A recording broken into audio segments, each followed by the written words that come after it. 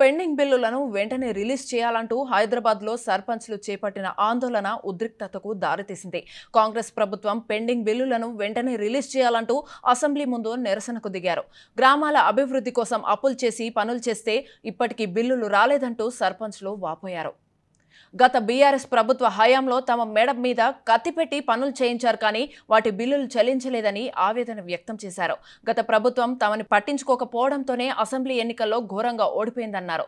కొత్త ప్రభుత్వం కూడా తమను పట్టించుకోవడం లేదని ఆగ్రహం వ్యక్తం చేశారు.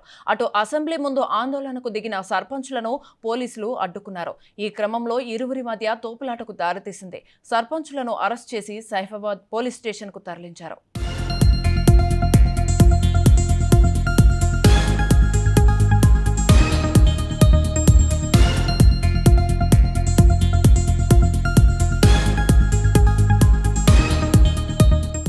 పెండింగ్ బిల్లులను వెంటనే రిలీజ్ చేయాలంటూ హైదరాబాద్లో సర్పంచ్లు చేపట్టిన ఆందోళన ఉద్రిక్తతకు దారితీసింది. కాంగ్రెస్ ప్రభుత్వం పెండింగ్ బిల్లులను వెంటనే రిలీజ్ చేయాలంటూ అసెంబ్లీ ముందు నిరసనకు దిగారు. గ్రామాల అభివృద్ధి కోసం అప్పులు చేసి పనులు చేస్తే ఇప్పటికీ బిల్లులు రాలేదంటూ సర్పంచ్లు వాపోయారు.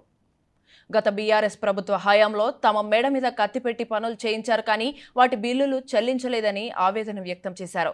గత ప్రభుత్వం తమను పట్టించుకోకపోవడంతోనే అసెంబ్లీ ఎన్నికల్లో ఘోరంగా ఓడిపోయిందన్నారు.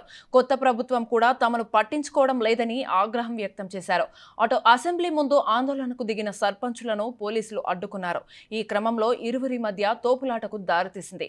సర్పంచులను అరెస్ట్ చేసి సైఫాబాద్ పోలీసులు పోలీస్ స్టేషన్కు తరలించారు.